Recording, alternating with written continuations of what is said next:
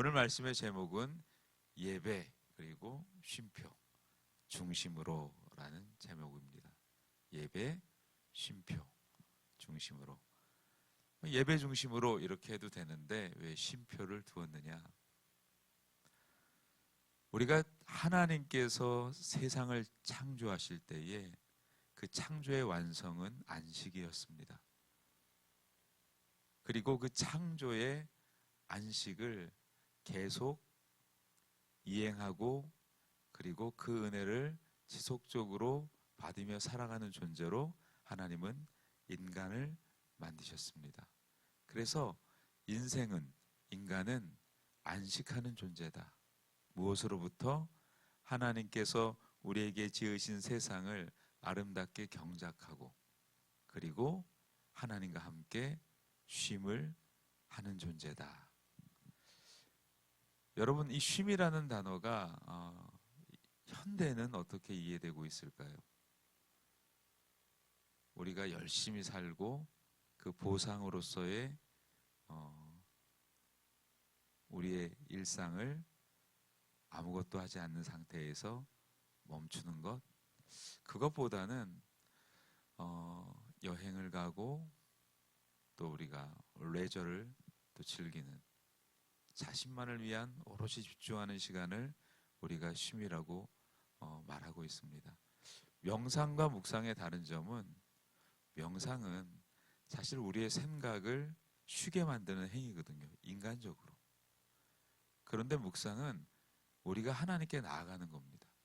하나님이 우리에게 어떤 분이시며 우리가 또 하나님이 우리에게 어떻게 삶을 요구하시는지를 알아가는 시간이죠. 그래서 17세기경 많은 기독교인들이 이제 천주교가 아닌 기독교인들이 고민을 했습니다. 우리가 믿는 바가 무엇이며 우리가 어떻게 하나님께 나가야 되는가. 그 고민을 정리한 내용이 웨스트민스터 총회에서 정리된 여러분이 잘 알고 계시는 웨스트민스터 교리문답입니다. 그래서 대교리는 목회자와 좀 전문적인 신학 훈련을 위한 사람들에게 안내된 내용이라면 소교리는 아이들 그리고 일반적인 성도들에게 무엇을 우리가 알아야 되는가를 이제 정리한 내용입니다. 소교리 문답이 107문인데요. 그 첫 번째 질문이 뭡니까? 사람의 제일 된 목적이 무엇인가? 라고 묻습니다. 그때의 답은 이렇습니다. 하나님을 영화롭게 하며, 다른 말로 영광스럽게 하며 그분을 영원토록 즐거워하는 것이다. 그것이 우리에게 쉼이며, 다른 말로 그것이 우리에게 안식이며, 또 다른 말로 그것이 우리에게 예배입니다. 그래서 그 예배라는 것이 우리에게 이렇게 하나님과 동행하고 함께하고 쉼과 안식이라는 그 약속으로 올 때까지 참 많은 시간과 사건이 있었습니다. 그 사건에 어떻게 보면 그 첫 서두가 창세기입니다. 왜 우리가 예배를 상실하게 됐으며 왜 우리는 그 예배를 다시 회복해야 되는가? 하나님께서 인간을 지으시고 나서 심히 기뻐하셨습니다. 그리고 에덴이라는 그 동산을 창설하시고 인간을 거기에 두실 때에 에덴의 뜻이 무엇입니까? 기쁨이란 뜻이에요. 그러니까 사실 우리는 기쁨 속에 살아가는 존재입니다. 그런데 그 기쁨을 잃었죠. 그것을 다시 회복시키시겠다는 하나님의 의지 그리고 하나님의 약속이 우리가 언약이라는 단어를 씁니다. 말씀으로 하셨기 때문에. 그래서 그 말씀으로 하신 언약이 우리에게 실제 육신을 입고 오신 사건이 2000년 전 그리스도가 이 땅에 오신 일입니다. 왜 오셨을까요? 예수님은 마태복음 11장 28절부터 30절까지 뭐라고 말씀하셨습니까? 수고하고 무거운 짐진 자들아 라고 정의하셨어요. 그러니까 수고하고 무거운 짐을 진 것이 인생의 현 주소입니다. 그것을 창세기 3장을 통해 이렇게 말씀하고 있습니다. 땅이 저주를 받았다. 그리고 뱀은 배로 기어다니고 흙을 먹을 것이다. 그리고 여자는 남편을 사모하고 해산하는, 잉태하는 고통을 크게 더하실 것이다. 그리고 남자에게는 저주받은 땅에서 열심히 일하지만 그 땀에 비하여, 수고에 비하여 소출은 형편이 없는 그런 삶을 살게 될 것이다. 그것이 인류에게 당면한 현실입니다. 그런데 예수님이 뭐라고 말씀하셨습니까? 내게로 와라. 내게로 와라. 예수님께 간다는 게 뭘까요? 여러분, 요한복음 4장에 보면 수가성 여인의 이야기가 나옵니다. 남편이 5이라죠. 여자가 남편이 5명이라는 것은 무엇을 의미할까요? 많은 세월의 이야기가 담겨 있는 거죠. 그 여인에게 뭐가 없었을까요? 안식이 없었죠. 평안이 없었죠. 삶의 기쁨이 없었습니다. 예수님이 그녀에게 말씀하십니다. 물을 좀 달라고. 원래 유대인과 사마리아인들은 서로 대면하지 않습니다. 유대인의 입장에서는 혼혈민족, 그들의 어떤 순수 적통적 개념으로 보면 그들을 마치 개와 같이 취급하고 대했거든요. 그리고 예수님이 뭐라고 말씀하십니까? 물을 달라 하는 이가 누구인지 알았다면 오히려 너가 나에게 물을 달라고 했을 거다. 그 물이 무엇일까요? 우리가 창세기 2장 7절을 자주 반복합니다. 하나님이 인간을 흙으로 지으시고 그 코에 생기를 불어넣으셨다라고 합니다. 그래서 우리가 생명이 된 겁니다. 생명이 되었다는 건 뭘까요? 우리에게 충만한 하나님의 임재와 그 생명으로 가득 찬 상태예요. 그것이 계속되길 원하는 것이 하나님의 목적입니다. 그래서 이 땅에 그리스도를 보내시고 죄 아래 놓여 있는, 죄의 짐에 매여 있는 인생을 하나님이 건져내신 거죠. 땅이 저주를 받았고 그 사건은 창세기에 계속 등장합니다. 여러분, 가인의 열심과 아벨의 중심이 격돌하죠. 열심이 우선일까요? 중심이 우선일까요? 열심과 중심을 나누기가 굉장히 어렵죠. 사람들은 누구나 열심히 삽니다. 여러분, 그 열심히 사는 이면에 뭐가 들어있다라고 생각합니까? 불안이 들어있어요. 그게 현대사입니다. 새벽에 예배를 드리려고 차를 이렇게 몰고 나오면 참 많은 분들이 이 새벽부터 다니고 있습니다. 일하고 있다는 거죠. 경작하고 있다는 거죠. 무엇이 그들을 움직일까요? 성경은 끊임없이 우리에게 도전, 그리고 어떻게 보면 일반적인 우리의 이해를 넘어서는 말씀으로 우리에게 함께 하십니다. 사람이 떡으로만 살 것이 아니요, 하나님의 입으로 나오는 모든 말씀으로 살 것이다. 예수님이 공생의 사역을 시작하기 전에 금식하실 때에, 그 금식이 맞춰질 그때에, 가장 배고프실 때에 마귀는 유혹을 합니다. 인간의 가장 큰 결핍이죠. 불안은 다른 말로 무엇과 연결되어 있을까요? 고통과 연결되어 있어요. 고통스럽지 않으려고 미리 불안한 거예요. 그리고 그 불안은 무엇과 연결되어 있을까요? 죽음하고 연결되어 있어요. 그게 인간에게 당면한 현주소입니다. 그래서 우리는 끊임없이 그 불안을 해소하려고 어떤 성과를 내려고 하는 거죠. 예수님이 한 부유한 사람을 비유하며 이렇게 말씀하시죠. 평생을 열심히 살면서 큰 부를 이뤘습니다. 그리고 그가 그렇게 말했다죠. 자, 이제 내가 이 이룬 부를 마음껏 향유하겠다. 그런데 그의 생명을 오늘 밤 취하신다면 그것이 누구의 것이 되겠느냐? 열심과 중심이 충돌하는 사건을 우리는 창세기 4장을 통해 봅니다. 가인이 얼마나 열심히 살았습니까? 물론 아벨도 열심히 살았습니다. 그러나 열심보다 우선하는 게 뭐냐는 거죠. 그것이 중심입니다. 그 중심이 어디로 향하기를 원하십니까? 예배로 향하기를 원하시는 거죠. 그 예배의 핵심이 무엇입니까? 바로 예수 그리스도라는 것이 구약을 통해서 신약을 이어 증명하고 있는 겁니다. 우리는 누구를 예배합니까? 하나님을 예배합니다. 하나님을 예배하기 위해서 우리가 반드시 붙들어야 될 게 뭡니까? 그리스도께서 우리를 위하여 흘리신 그 피의 공로입니다. 의는 없나니 하나도 없습니다. 뭘 가지고 나오겠습니까? 그래서 우리가 그 중심을 잃어버리면 오늘 마치 야곱의 삶 같은 거예요.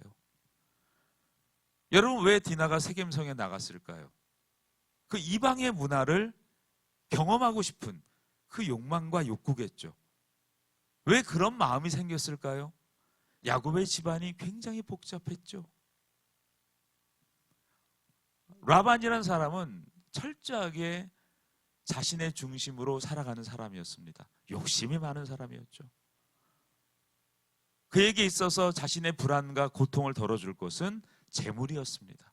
그것을 열심히 벌어다주는 존재가 누굴까요? 야곱이었어요. 그래서 야곱에게 라반은 사실 자신의 인생에 필요한 모든 것들을 공급해주고, 흔히 시쳇말로 야곱에게 뽑아낼 수 있는 모든 걸 뽑아낸 아주 이기적인 존재였습니다. 그리고 야곱마저도 다를 것 같았지만 다른 듯 같았습니다. 그는 자기가 정말 사랑했던 그 여자를 얻기 위해서 20년의 세월을 바칩니다. 물론 그 가운데 그 고통을 이기기 위해서 야곱은 하나님께 계속 나아갔을 겁니다. 그러나 그 중심이 완전히 이동한 것은 아닙니다.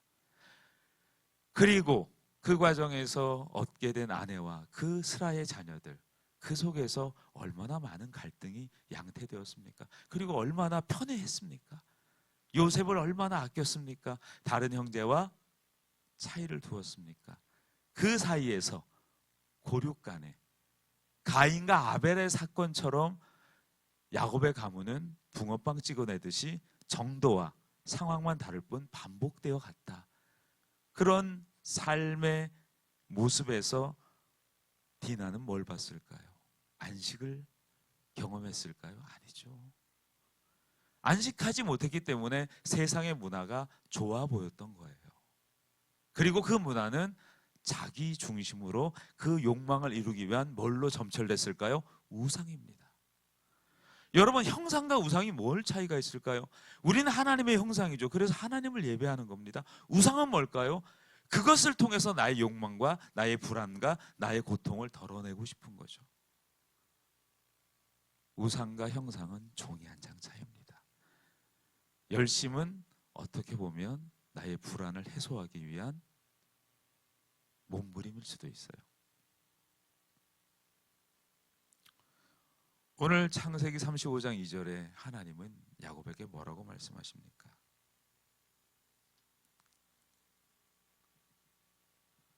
우리가 간혹 잊어버리는 게 하나 있어요. 살다 보면 이것저것 우리가 생깁니다. 근데 그 이것저것 생기는 주된 이유가 뭘까요? 우리의 노력일까요? 우리의 중심일까요? 아니면 둘 다일까요? 구분하기 참 어렵습니다.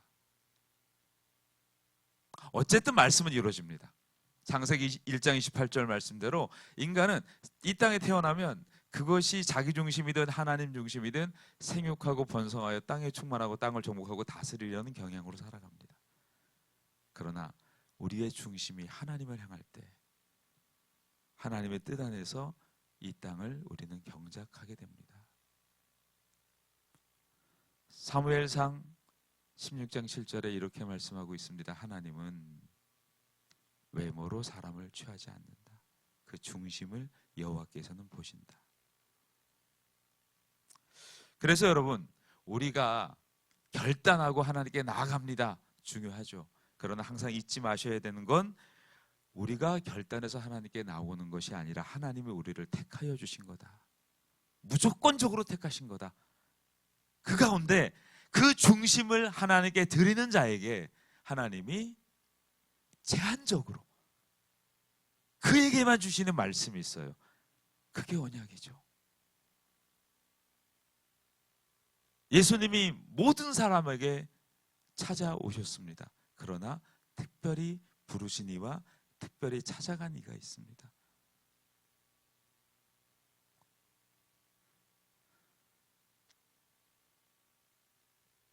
요한복음 15장 16절에 이렇게 말씀하고 있습니다. 너희가 나를 택한 것이 아니요 내가 너희를 택하여 세웠나니 이는 너희로 가서 열매를 맺게 하고 또 너희 열매가 항상 있게 하여 내 이름으로 아버지께 무엇을 구하든지 다 받게 하려 함이라. 우리는 하나님의 부르심을 입었고 택하심을 받았습니다. 그리고 심지어 우리의 어떤 상황과 처지에서도 역사하시고 그의 약속을 이루시는 불가항력적인 하나님의 은혜를 덧입은 존재들입니다. 야곱이 이에 자기 집안 사람과 자기와 함께한 모든 자에게 이르되 너희 중에 있는 이방 신상들을 버리고 자신을 정결하게 하고 너희의 의복을 바꿔 입으라. 여러분, 정말 하나님의 은혜를 입으면, 정말 입으면 우리의 중심이 이동합니다. 그게 문제예요. 우리 중심이 이동하지 않은 상태에서 노력을 하면 우리는 보상을 원합니다. 그 보상이 우리에게 충분하지 않을 때 우리는 불만이 생기고 원망이 생깁니다. 원하지만 우리는 이루지 못했기 때문에 원망이 나오는 거예요. 그리고 우리는 구분합니다. 구별하는 게 아니라 이건 네가 할 일, 이건 내가 할 일. 여러분, 그리스도 안에서 구분하는 것보다 중요한 건 구별되는 겁니다. 우리가 누구냐는 거죠. 우리의 정체성이 뭐냐는 거죠.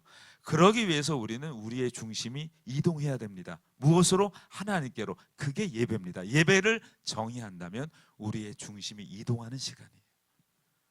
중심이 잘못되어 있으면 무게추가 글로 실리게 되고 우리는 거기서 실족할 수밖에 없어요. 구원은 조건이 아니에요.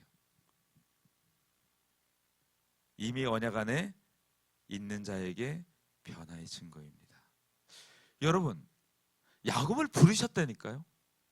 그리고 야곱의 가정에 문제가 생겼습니다. 하나님이 또 부르세요. 그게 택함 받은 자의 놀라운 은혜입니다. 그래서 우리가 얼마나 많은 성과를 냈고 얼마나 열심히 살았느냐를 감히 꺼내놓을 수 없는 이유가 뭘까요? 열심으로 얘기한다면 불안에 떠는 믿지 않은 그리스도인들의 열심이 더 뛰어날 겁니다. 열심히 사는 사람들을 들여다보세요. 무엇 때문에 열심히 사는지. 그 열심의 다른 말이 뭔지 아십니까? 바로 무기력함입니다. 인간은 그 중간을 취하기가 너무 어려운 존재예요. 열심히 삶으로 인해서 그 불안을 덜어내고, 왜? 고통스럽지 않기를 원하니까. 아무것도 하지 않고 고통스럽지 않기를 원하는 거예요. 그래서 현대인의 질병을 두 가지로 크게 나누잖아요. 조증이냐 우울증이냐. 굉장히 밝고 라이트해요. 겁나게 열심히 살아요. 열정적이에요.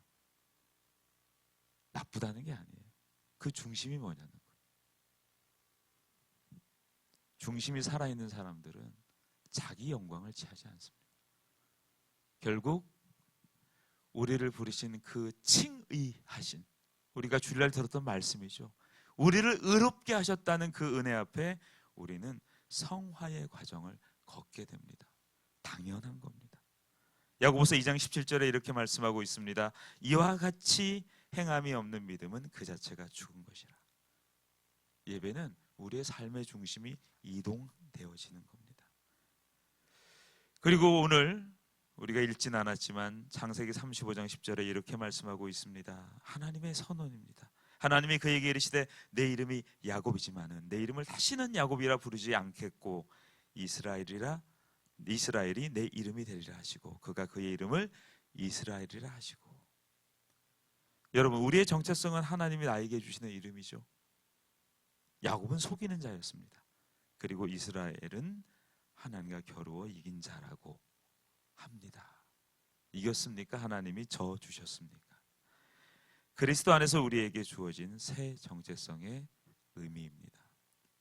고린도후서 5장 17절에 이렇게 말씀하고 있습니다. 그런즉 누구든지 그리스도 안에 있으면 새로운 피조물이라 이전 것은 지나갔으니 보라 새 것이 되었도다. 저와 여러분들은 새 것입니다. 그래서 여러분 오늘 35장 11절과 12절에 보시면 하나님은 동일한 말씀을 반복하십니다. 창세기 1장 28절을 기준한다면 창세기 12장에도 그렇게 말씀하셨고 하나님의 약속을 받은 자들에게 늘 항상 동일하게 말씀하십니다. 하나님이 그에게 이르시되 나는 전능한 하나님이라 생육하여 번성하라. 한 백성과 백성들의 총의가 내게서 나오고 왕들이 내 허리에서 나오리라. 내가 아브라함과 이삭에게 준 땅을 내게 주고 내가 내 후손에게 그 땅을 주리라 하시고, 여러분 땅이 뭡니까? 땅이 뭐냐는 거예요. 여러분이 이룬 상당한 부와 명예입니까? 아닙니다. 땅이 저주를 받았대잖아요. 땅을 주겠다는 것은 그리스도가 오시겠다는 얘기고 여러분에게 참된 평안을 주시겠다는 말씀이에요. 여러분 그 중심을 회복하는 이 아침이 되기를 축원합니다. 이 언약은 궁극적으로 그리스도 예수 안에서 이루어졌습니다. 이 약속들은 아브라함과 그 자손에게 말씀하신 것인데 여럿을 가리켜 내 자손이라 하셨으니 곧 그리스도라. 29절에 이렇게 말씀하고 있습니다. 너희가 그리스도의 것이면 곧 아브라함의 자손이요 약속대로 유업을 이을 자니라. 아멘. 여러분 야곱이 베델에서 제단을 쌓은 것은 참 예배자이신 예수 그리스도를 예표합니다. 요한복음 4장 23절과 24절에 이렇게 말씀하고 있습니다. 아버지께 참되게 예배하는 자들은 영과 진리로 예배할 때가 오나니 곧 이때라. 아버지께서는 자기에게 이렇게 예배하는 자들을 찾으시니라. 하나님은 영이시니 예배하는 자가 영과 진리로 예배할지니라. 여러분 이 베델은 그리스도 안에서 성취되었습니다. 그래서 그리스도가 오신 거고 구약의 지난한 역사가 기록된 것입니다. 여러분 예배 쉼표 중심으로, 예배 쉼표 그 중심으로 여러분 나아가시기를 축원합니다. 문제 한가운데서 예배가 중심이 되게 하십시오. 우리를 붙드시는 하나님을 여러분들은 믿어 나아가기를 원합니다. 오늘 이 자리에 나오신 모든 분들, 온라인으로 함께 예배하는 모든 분들에게 그 은혜의 중심 회복되기를 축원합니다.